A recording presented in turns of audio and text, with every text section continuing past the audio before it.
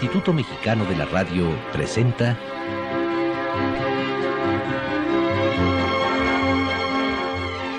Fantasías en Carrusel.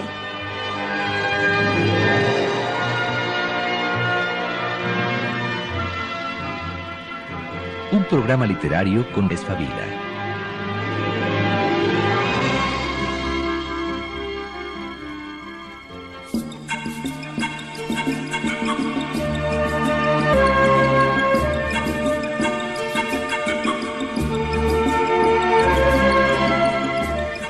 La tía Tula.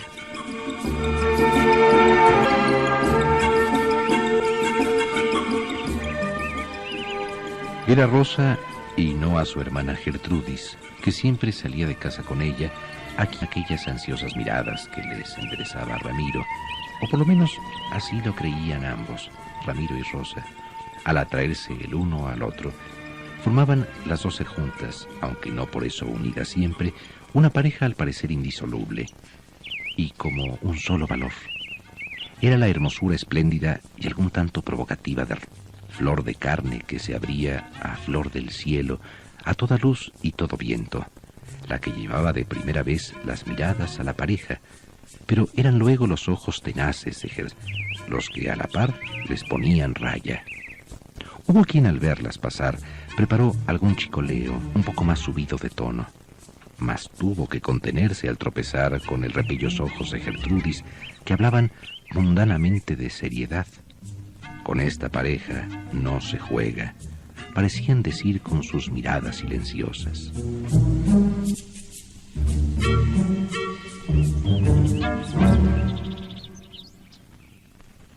Y bien miradas y de cerca, aún despertaba más Gertrudis, quien decían Tula de cariño, el ansia de goce, mientras su hermana Rosa abría espléndidamente a todo viento y a toda luz la flor de su encarnadura. Ella era un cofre cerrado y sellado en que se adivina un tesoro de ternuras y delicias secretas. Pero Ramiro, que llevaba el alma toda a flor de los ojos, no creyó ver más, y a Rosa se dirigió desde luego. ¿Sabes que me ha escrito Ramiro? Sí, vi la carta. ¿Cómo? ¿Qué la viste? ¿Es que me espías? Podía no haberla visto. No, yo no espío nunca, porque tampoco nunca oculto nada, ya lo sabes. Y has dicho eso no más que por decirlo. Ya lo sé, ya lo sé. Y bien, ¿qué te ha parecido, Ramiro? No le conozco. Pero no hace falta conocer a un hombre para decir qué le parece a una de él. Pues a mí sí. Si te parece guapo y simpático, dile que sí. Y no andes con días, que eso es feo. Después de todo, no es fácil que se te presente mejor partido. ¿Y no dirán, Tula, que tengo ganas de novio? Y dirán bien, porque es natural que las tengas. ¿Para qué te hizo Dios tan guapa? Además, parezcanos bien o mal, nuestra carrera es el matrimonio o el convento. Tú no tienes vocación de monja. Dios te hizo el mundo y el hogar. Vamos, para madre de familia, no vas a quedarte a vestir imágenes. Dile pues que sí.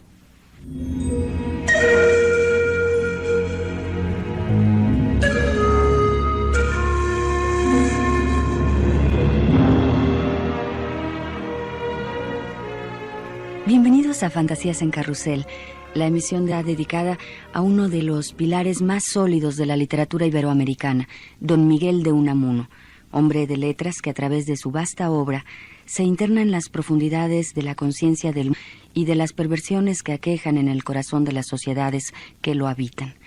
Unamuno es auténticamente figura legendaria que pertenece a una generación de intelectuales absolutamente fundamental, la del 98, en donde se reunían Manuel Machado, Luis Rosales, Vicente Alexandre, personajes que con la fuerza curativa de la palabra celebraban el espectáculo de la vida y exploraban los alucines de la muerte. Unamuno no deja ningún territorio de la literatura sin transitar, del cuento a la novela, del ensayo al teatro, sin olvidar el ejercicio brillante. Sus criaturas, sus personajes, forman parte ya del gran conglomerado de los símbolos y las metáforas que emanan del alma humana, del misticismo a la picardía, valores sociales al culto cervantino Unamuno es la representación de la España empecinada en no ser víctima de sus propios folclorismos y atrasos provincianos. De la España quiere volcar al mundo en un siglo nuevo, el XX, en donde las esperanzas se renuevan y los sueños quieren volverse realidad. Buenas noches, René, ¿cómo estás? Hola, ¿qué tal? Buenas noches. ¿Cuál es el papel que juega don Miguel de Unamuno al interior de esta generación del 98, René? Bueno, en principio supongo que hay que caracterizar a España. A España no solo a través de la generación del 98 o la del 27, sino la España después de ir perdiendo gradualmente sus colonias, después de ir perdiendo su imperio, se va cerrando las puertas de Europa y se va rezagando de una manera realmente impresionante. Es decir, quizás la generación del 98 en ese sentido sea muy representativa porque son el resultado del último momento colonial español, del último gran momento colonial de España. Para 1898, España pierde una guerra de manera dramática y escandalosa ante Estados Unidos, la potencia que emerge. No solo sufre una derrota humillante en una tradición colonial de enorme arrogancia, sino que esto también ofende a los intelectuales, ofende a la inteligencia, que se dan cuenta española, que se da cuenta de pronto que vive en un país que se ha rezagado, que se ha quedado muy atrás del resto de Europa, y en especial de Francia, que es su vecino. Entonces yo creo que esto hace que esta generación surja de manera dramática, sea además muy cuestionada, porque es una generación que parece no percibir los grandes cambios que ocurren en la humanidad. Unamuno, por ejemplo, sí los percibe y sí participa, pero digamos que muere en relación a otros miembros de esa propia generación que tienen mayor longevidad, es decir, muere muy pronto. Él muere en 36, para ese momento solo ha visto un año de guerra civil, es decir, apenas ha logrado disfrutar un año de república, bueno, un poco más, pero bueno, de ver la república pelear. Entonces yo creo que a esta generación le corresponde el tratar de darle nuevos bríos a la cultura española, de renovar la literatura sobre todo, y creo que el que más lo logra es definitivamente Miguel de Unamuno, que es ensayista, que es poeta, que es periodista y que es principalmente un novelista. Entonces, bueno, la generación del 98, que ahora es muy cuestionada, sobre todo en España, por haber permanecido al margen de los grandes movimientos sociales, políticos, culturales, europeos y mundiales, pues tiene Unamuno la disculpa de haber muerto antes de que ocurriera, por ejemplo, la Segunda Guerra Mundial, Hiroshima, el surgimiento de un bloque socialista encabezado por la Unión Soviética, etcétera, etcétera. Es decir, que sí ven el resto de los integrantes de esta generación. Entonces, esa es la impresión que tengo, que es muy importante para España en tanto que trata de reivindicar y de revitalizar una cultura que francamente para ese momento está hundida. Es decir, nosotros tenemos en la España del siglo de oro un brillante ejemplo, pero después hay vacíos francamente terribles, ¿no?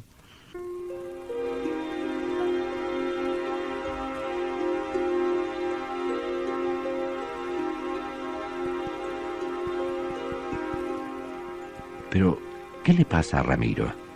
En relaciones ya formales con Rosa y poco menos que entrando en la casa. ¿Qué dilaciones y qué frialdades eran aquellas? Mira, Tula, yo no lo entiendo. Cada vez le entiendo menos. Parece que está siempre distraído o como si estuviese pensando en otra cosa o en otra persona. ¿Quién sabe? O temiendo que alguien nos vaya a sorprender de pronto. Y cuando le tiro algún avance y le hablo así como quien no quiere la cosa, del fin que debe tener nuestras relaciones, hace como que no oye y como si estuviera atendiendo a otra. ¿Y tú? ¿Le quieres? Sí, creo que le querré mucho, Mucho. Sí, le querrás mucho y él te querrá mucho. ¿Y cómo lo sabes? Yo sé que te querrá.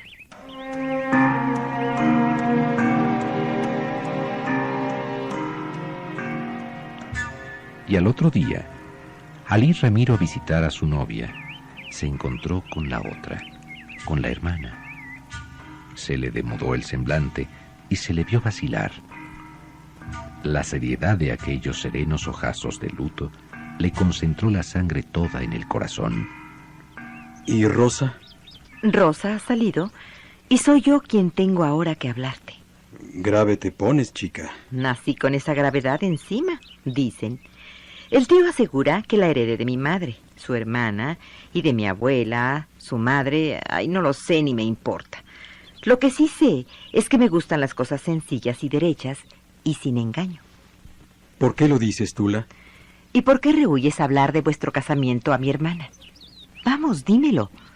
Tú le pediste relaciones con buen fin, como dicen los inocentes. Tula, somos aún jóvenes. Tenemos que probarnos. ¿Qué es eso de probarnos? ¿Crees que la conocerás mejor dentro de un año? ¿Y si luego...? ¿No pensaste en eso al pedirla antes de entrar aquí? Pero Tula... Nada de Tula. ¿La quieres sí o no? Claro que la quiero. Pues la querrás más todavía. Será una buena mujer para ti. Haréis buen matrimonio. Y con tu consejo... Nada de consejo. Yo haré una buena tía y basta.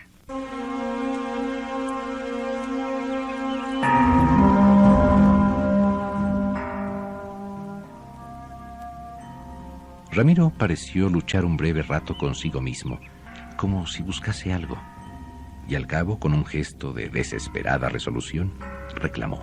Pues bien, Gertrudis, quiero decirte toda la verdad. No tienes que decirme más verdad. Me has dicho que quieres a Rosa y que estás resuelto a casarte con ella. Todo lo demás de la verdad es a ella a quien se lo tienes que decir después que se casen. Pero hay cosas... No hay cosas que no se deban decir a la mujer. Y si no la quieres, estás de más en esta casa. Estas palabras le brotaron de los labios fríos, y mientras se le paraba el corazón, al día siguiente se fijaba la fecha de la boda.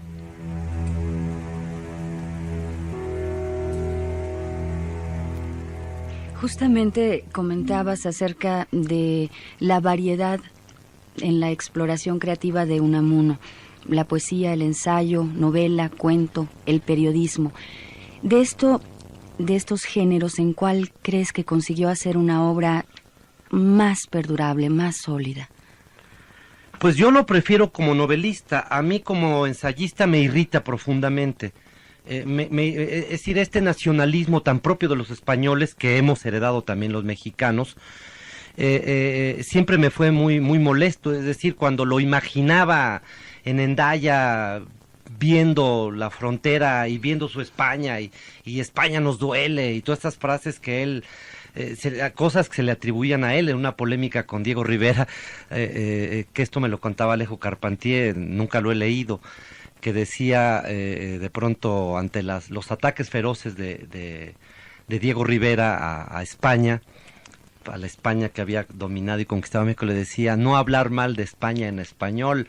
Entonces todas estas cosas son tan peculiarmente españolas y que rozan frecuentemente con un folclore más o menos baratón. Para mí eran muy irritantes, y esto se ve mucho en el ensayista. Se ve incluso también en el periodista. Él escribió mucho tiempo para La Nación de Buenos Aires.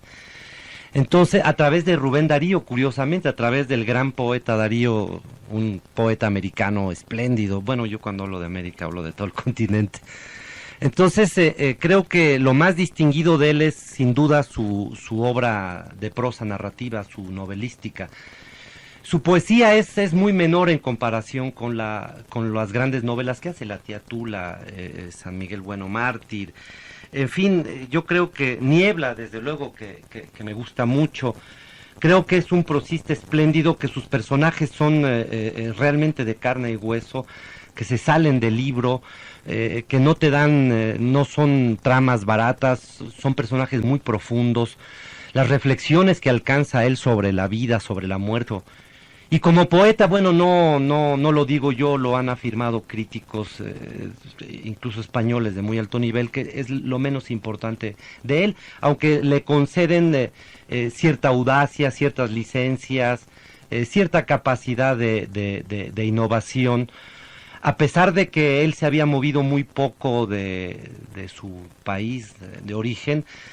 Pues realmente manejaba muchos idiomas, se dice que hablaba 15 lenguas, no sé cuáles, pero supongo que entre ellas estaban las civilizadas, ¿no?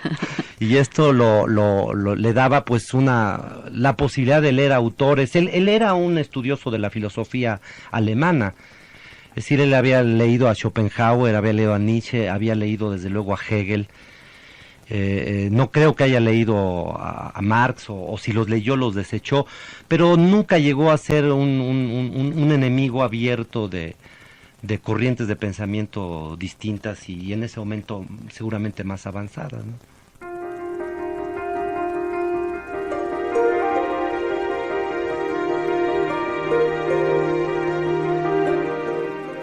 Corrieron unos años apacibles y serenos.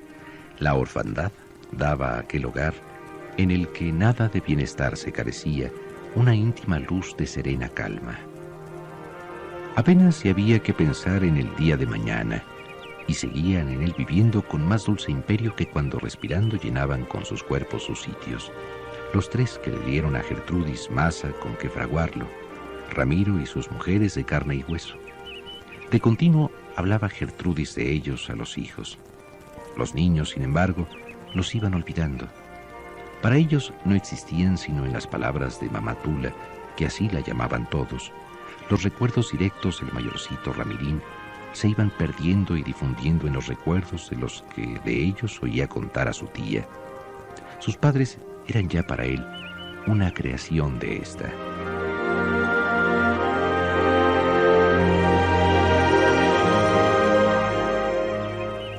Lo que más le preocupaba a Gertrudis era evitar que entre ellos naciese la idea de una diferencia, de que había dos madres, que no eran sino medios hermanos. Mas no podía evitarlo. Sufrió en un principio la tentación de decirle que las dos, Rosa y Manuela, eran como la misma madera de todos ellos, pero vio la imposibilidad de mantener mucho tiempo el equívoco, porque su amor a la verdad se confundía en ella con su amor a la pureza. Le repugnaban esas historietas corrientes con que se trata de engañar la inocencia de los niños, como la de decirles que los traen a este mundo desde París, donde los compran. Buena gana de gastar el dinero a lo tonto, había dicho un niño que tenía varios hermanos y a quien le dijeron que a un amiguito suyo le iban a traer un hermanito sus padres. Buena gana de gastar mentiras en balde. Toda mentira es, cuando menos, en balde, se decía Gertrudis. Me han dicho que soy hijo de una criada de mi padre, que mi mamá fue criada de la mamá de mis hermanos. Aquí todos son hermanos. Todos son hijos de un mismo padre y de una misma madre, que soy yo. Pues no dices, mamita, que hemos tenido otra madre. La tuvieron, pero ahora la madre soy yo. Ya lo sabes. Y que no se vuelva a hablar de eso.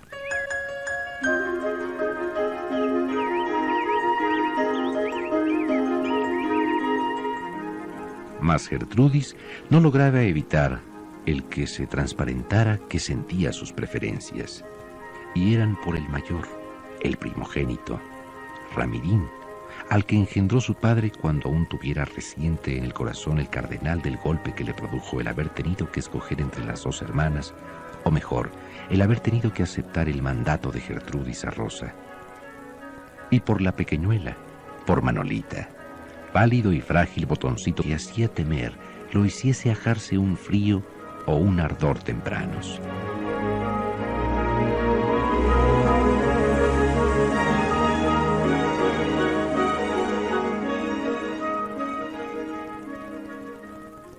Ya que tocamos este espacio de los compromisos y las corrientes de pensamiento, Unamuno fue un hombre de compromisos. Háblenos un poco acerca de las luchas políticas de este hombre. Pues pienso que siempre fue y en este sentido va mucho más allá del resto de sus compañeros de generación, que son más literatos que políticos, que militantes. Él sin duda lo fue desde un principio. Era un hombre rebelde, era un hombre polémico, era un hombre muy agresivo, muy combativo, y esto necesariamente conduce a la política. Yo creo que él mismo provocaba la discusión política, porque veía en esto la posibilidad de despertar a España de ese gran marasmo que, bueno, ha salido ya en muy buena medida, tal vez económicamente, culturalmente no. Culturalmente tiene ahora además la enorme sangría que representó la Guerra Civil Española. Entonces, bueno, pues creo que el problema sigue existiendo de muchas maneras. De todos modos, creo que Unamuno empieza su actividad política propiamente en 1923, cuando se instala la dictadura de Primo de Rivera, y él comienza una actividad más o menos distinguida, importante, notoria, en contra de Primo de Rivera. Sí, de algo estoy convencido, es que este hombre tenía todo menos ser monarquista, menos favorecer una dictadura. Unamuno era un hombre que pensaba en la libertad y que pensaba incluso en términos casi de existencialismo. Tenía en ese sentido elementos de sus lecturas de Heidegger. Esto él lo menciona varias veces, y muchos críticos también lo han señalado. Pero creo que aquí es donde empieza la lucha contra Primo de Rivera, lo conduce no solo a eso, sino a un primer destierro. Yo creo, y esto lo sabes bien, tenemos muchos ejemplos de escritores que de pronto son, o artistas en general, que de pronto son desterrados de su patria, de su país, y esto debe ser muy doloroso. Es fácil irte, como de pronto decide Vargas Llosa, dejar su país, como lo ha decidido en cierta medida Carlos Fuentes, o como lo hizo Julio Cortázar, por voluntad escoges, vas a otro país. Esto debe ser sencillo, no debe tener mayores complicaciones en términos generales, pero que te saquen, que te lleven a otro país, debe ser terrible, y esto le pasó a Unamuno, lo cual me parece que va a acentuar su actividad política. A la caída de la dictadura de Primo de Rivera, él regresa de Francia a España, es nombrado diputado y tiene una actividad política intensa en favor de la República, desde luego. Tiene problemas con la misma República, y pues nunca sabemos ya los resultados, puesto que, como hace un momento decíamos, muere al primer año, tal vez un poco menos de haberse iniciado la Guerra Civil. Pero yo creo que con este elemento sí podemos afirmar que era el intelectual preocupado por la militancia, por la actividad política. No era el intelectual como lo era, por ejemplo, Azorín, o como lo era Alexandre, que de alguna manera podían dejar pasar la actividad política.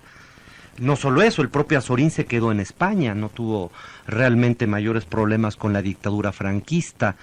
Unamuno jamás hubiera podido tolerar la dictadura franquista. Si lo hubieran matado, creo que murió afortunadamente a buen tiempo. Para él hubiera sido terrible ver a su país sumido en esa cosa oscurantista que fue el franquismo. Entonces tengo esa impresión de que era un hombre de una gran actividad política, de una gran claridad al respecto, y que, al contrario de muchos intelectuales, él sí optó por mancharse, por meterse en una actividad que es pues francamente muy peligrosa para el quehacer artístico, ¿no?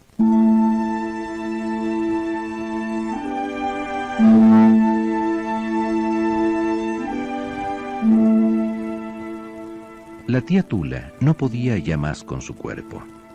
El alma le revoloteaba dentro de él como un pájaro en una jaula que se desvencija, a la que deja con el dolor de quien le desollaran, pero ansiando volar por encima de las nubes.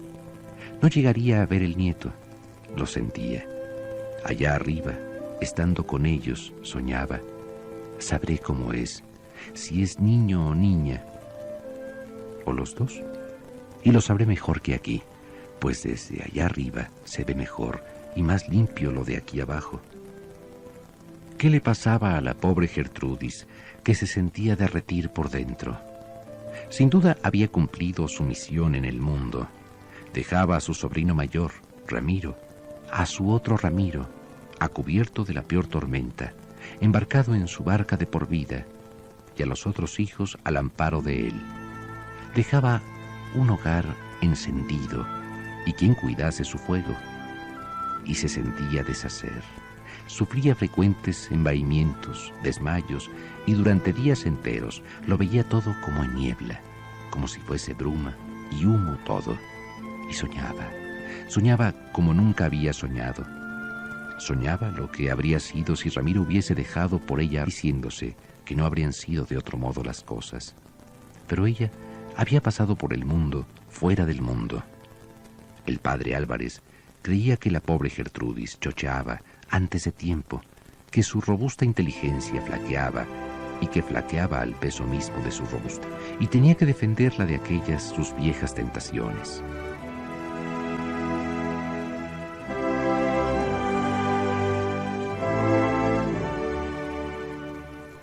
¿Murió la tía Tula?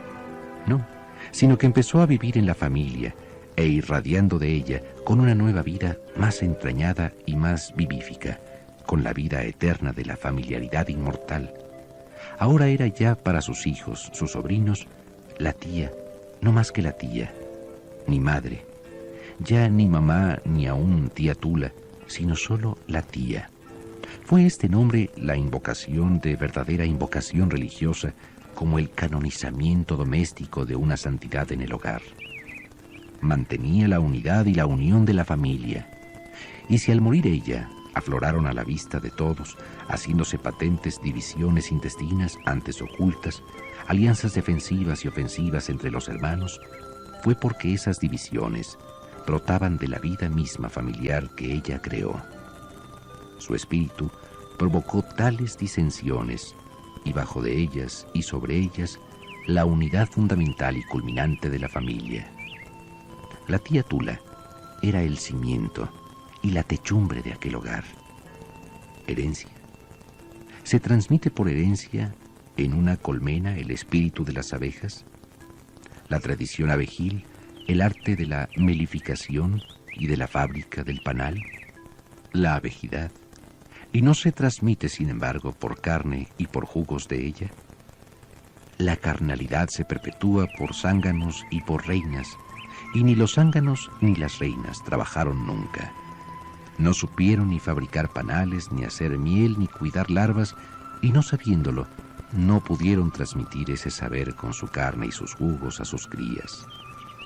La tradición del arte de las abejas, de la fabricación del panal, y el laboreo de la miel y la cera, es pues colateral, y no de transmisión de carne, sino de espíritu, y se debe a las tías, a las abejas, que ni fecundan huevecillos, ni los ponen.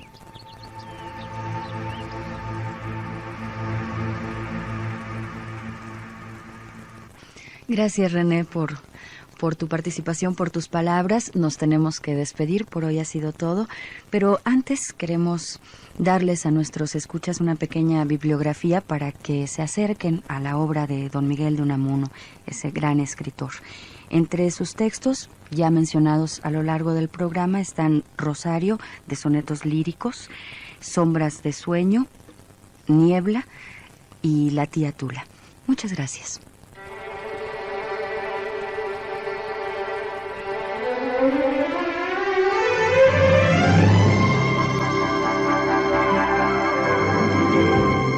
El Instituto Mexicano de la Radio presentó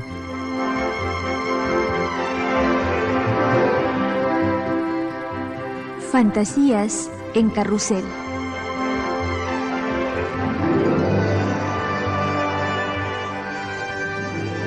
un programa literario con René Avilés Favila.